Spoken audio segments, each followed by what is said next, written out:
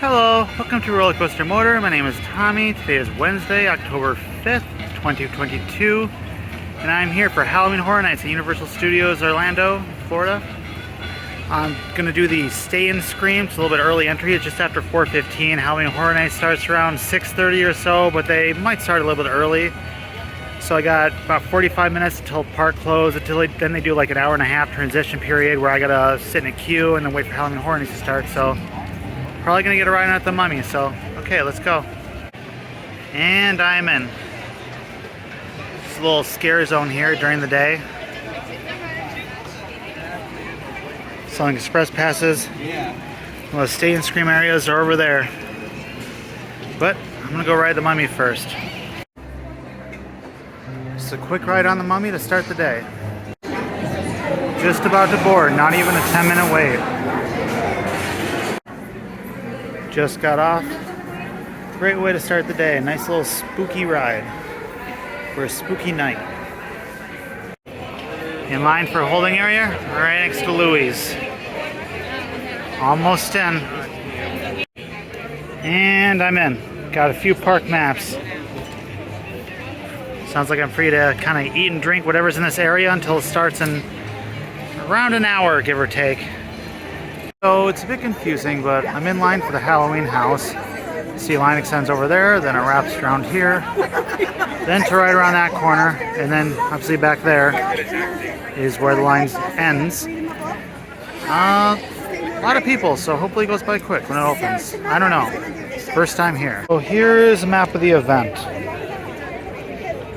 Can you see the homes?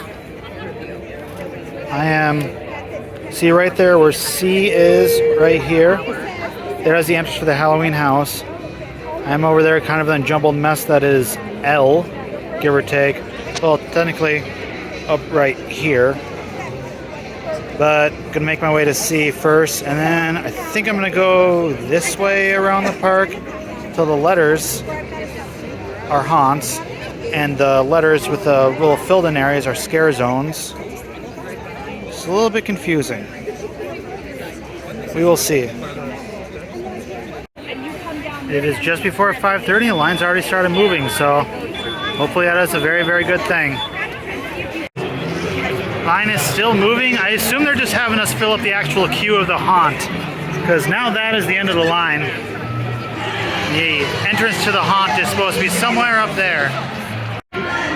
So it looks like this is the entrance for the Halloween haunt. It says 45-minute wait there, but we're kind of in the middle of the line, so I assume it's not 45 minutes from where we are. Looks like we enter through the Jimmy Fallon queue. Okay. Now we are cutting through the backstage area. Now we are right under Rip Ride Rockit here.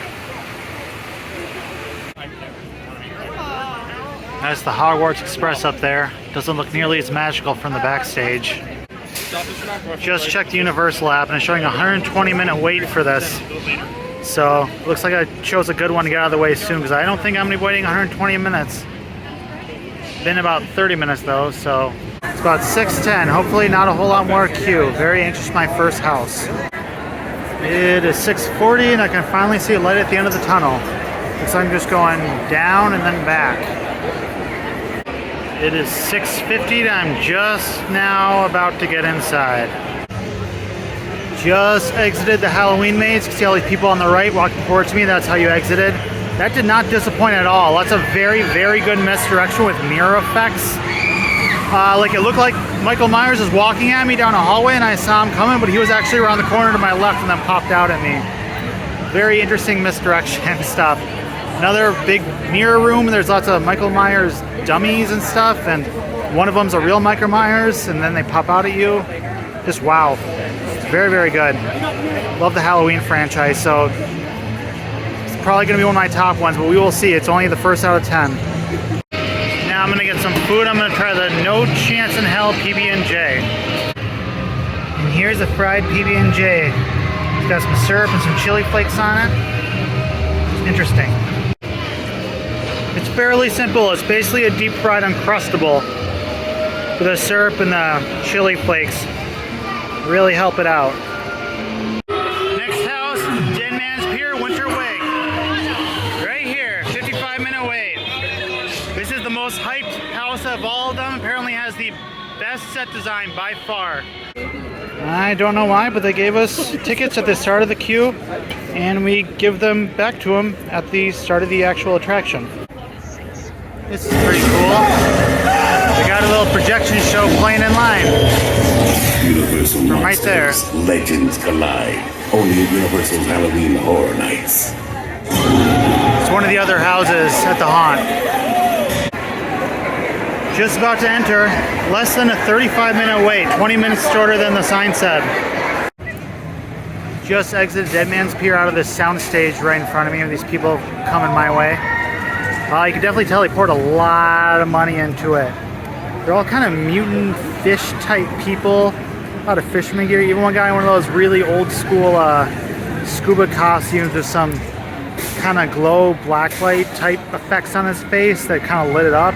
It's hard to describe, it's crazy. But they even have this like cold mist rain type effect all throughout it. And the AC was cranked up in there so you could really feel like the cold atmosphere. Definitely hard to top. The atmosphere of that was really, really, really interesting. I'll say that some of the scares got a little spoiled for me, but I did get a few good ones in still, so I'd have to put this one above Halloween so far. Both of them have been great.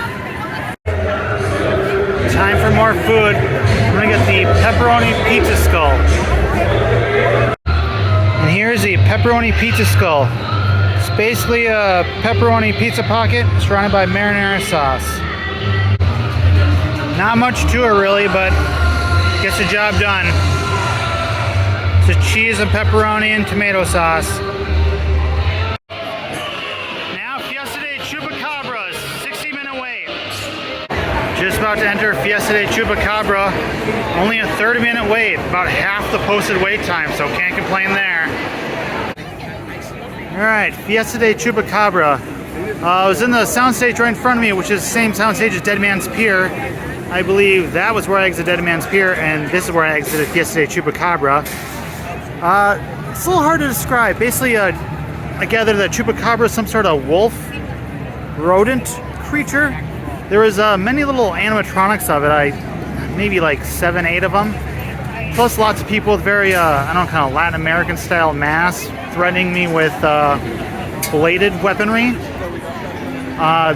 It's very interesting, very, I don't know, kind of South American inspired general aesthetic. I would definitely have to rank it third so far, so Dead Man's Pier, Halloween, and then Chupacabra in that order so far. It's just amazing here, just watching the variety of scare actors stroll off the crowd.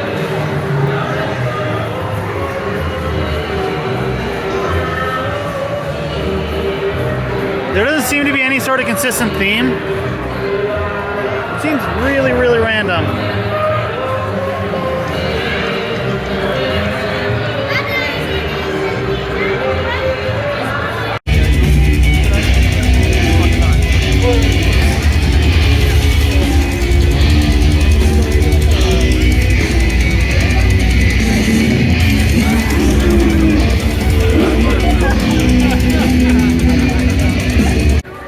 Okay, now we're going to check out the 9:30 showing of this show. It's supposed to be some acrobatics, some stunts, fire effects, in the old Fear Factor Theater. Hopefully we can get a seat. Never mind, show just hit capacity, so next show is at 11. 9:30 right now, so hopefully later. Now I'm going to help myself to some pizza fries, one of the more iconic treats you could ever get at Halloween Horror Nights. Here they are, pizza fries, pepperoni sausage, cheese, tomato sauce, and french fries. These definitely live up to the hype. Got them very fresh tasting. Plenty of sauce in there. It's kind of basic pizza, but they do it just right. Classic for a reason. And now, Universal Legends Monsters Collide, just a 35-minute wait. Just about to enter. Just under a 25-minute wait, 10 minutes shorter than the sign said. Wow, that was a lot of scare actors.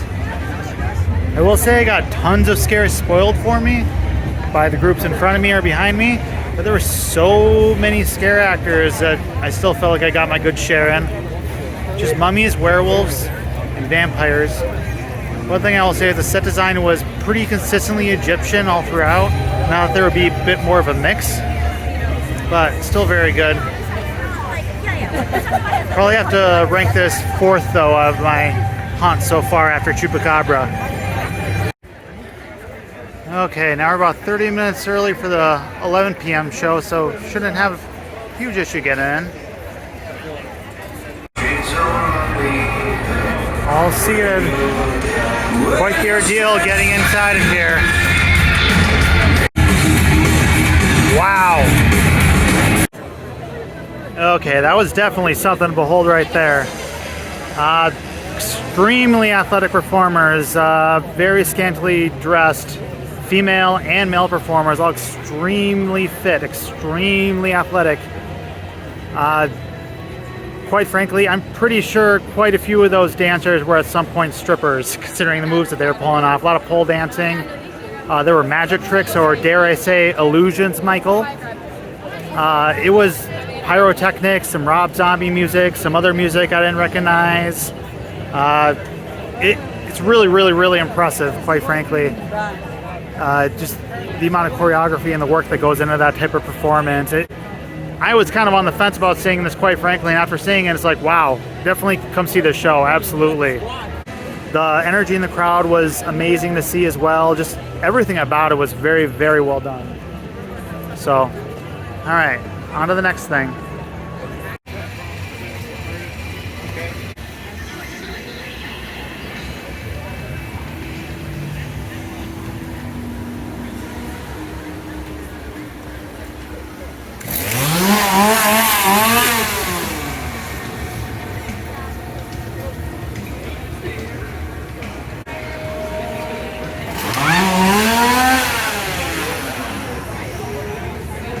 Alright, next up is The Weeknd.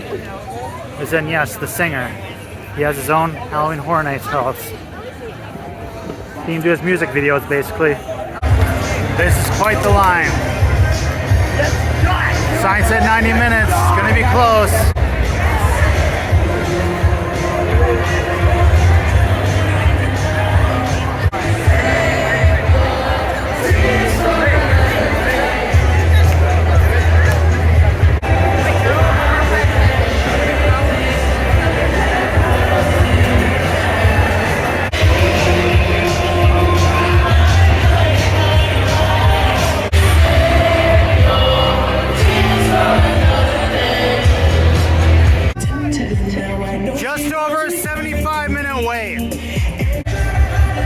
Well, that was very interesting. Bit of a surgical horror going on in there. Felt kind of like a nightclub, but lots of, I don't know what to say. That was very interesting and creative. I'd have to rank it 3rd. Halloween 2nd, Dead Man's Pier number 1, this number 3, Chupacabra's 4, and the Legends Collide number 5 so far. So, see what I can get in. Got just under an hour to go. Now I got Descendants of Destruction, just a 15-minute wait. Theme to Toxic Underground Humans, Post-Apocalyptic, something like that. That's what I gathered from the description. It said 15 minutes, but it looks like we're just walking right on in. That was interesting. I'll have to get back to my thoughts because I gotta kind of race to get one more, maybe 2 more haunts in. We will see.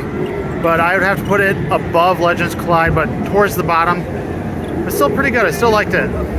More details to come.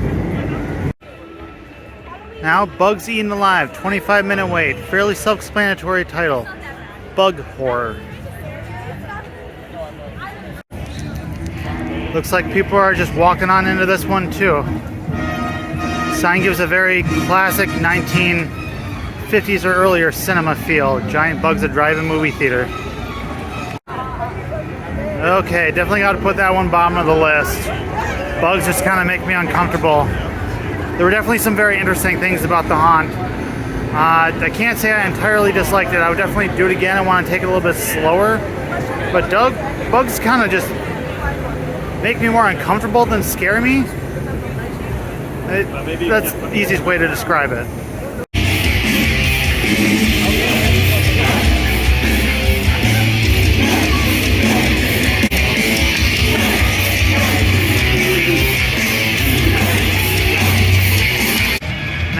Horrors of Blumhouse. This is very, very likely my final haunt, unless I am extremely fortunate. So let's see. I also never saw either of the 2 horror movies that this is based off of, so I'm going in a little bit blind, so I have no idea how that'll affect my experience. This is the Fast and Furious queue, a ride I have never ridden because I've heard nothing good about it, and I also hate the Fast and Furious franchise, so it's a little bit interesting to see. Looks like there is enough line here where this is very, very likely my final haunt. Just about to enter the Horrors of Blumhouse. It's about 1:55, so this will very likely be it. Okay, and you exit right out of Fast and Furious. That was interesting. There was a definite break in between it was kind of 2 haunts, then 1 haunt. The second half was Black Phone. The first half was the Vince Vaughn body swap movie, kind of like The Hot Chick, only horror. I don't know, I didn't really know these movies so well, so I feel like that would have helped a lot to kind of understand what's going on, but the jump scares were quality, so... But it definitely seemed like you really need to have seen these movies to fully appreciate what was going on. Seen them and been a fan, I should say, which I can't say either of those things, so... Oh well. It is officially 2:03 a.m., so the event is just kind of shutting down. Not a whole lot of people are here. So I don't think I'm going to be able to get into anything. So, oh well, just interesting seeing the park as it winds down for the evening. Oh yeah, this is where Spirits of the Coven is, but it is officially shut down, closed. A little sad I didn't get to see the Scare Zone in action, but oh well. It's hard to do everything on your first time. Now I have a better idea what to expect the next time. Officially exiting the park. What a great night. I want to get back to Sentence of Destruction because I didn't have much time to touch up on it. It was very much based in like a subway system. So there's a lot of kind of subway car stuff. A lot of gas masks, very radioactive vibe, kind of mutant-y looking humans. Very post-apocalyptic. The more I think about it, I really like that one. That, Blumhouse, and Bugsy and Alive, I really kind of had to rush through at the end, so I wish I had a little bit more time to appreciate them and anticipate them as well, because you need a little bit of space in between haunts to really appreciate them, but it is what it is. I got as much as I could when I could, so oh well. Okay, absolute final rankings. Not sure if this changed a little bit from what I said earlier, but did a little bit of reflecting on it, and this is what I've decided. The 2, I did not do Hellblock Horror and Spirits of the Coven, so not going to comment on those because, oh well, 2 out of 10 I did not attend to, it happens. But number 1 for me was Dead Man's Pier. Number 2 was Halloween. Number 3 was The Weekend. Number 4, Descendants of Destruction. Number 5, Chupacabra. Number 6, Universal Monsters, Legends Collide. Number 7, Bugs Eaten Alive. And number 8 would be The Horrors of Blumhouse. So all in all, about as good a night as I could have asked for. It's first night, you know, definitely first night jitters. Didn't really know entirely what to expect, but now I know that next time I do this event in a year or 2 or 3, however long it takes, hopefully it's not any longer than that, I'll have a much better idea of what to do. It was definitely a lot busier on a Wednesday than I anticipated. I don't know if it's because Hurricane Ian kind of delayed some plans when other people were previously going to go and people kind of put it off until this night. Also, it's 2022, the first year that international travelers were allowed back here, so that could have factored into it as well. Oh well, a little busier than I would have expected. I would definitely do Express next time. 100% would do Express. I'd like to take it in a little bit slower than I did. Would have liked to eat a little bit more food, a little bit more to drink, and I've barely touched on the scare zones, quite frankly. I have no real opinion on the scare zones, so. Alright. Thank you very much for watching. Goodbye.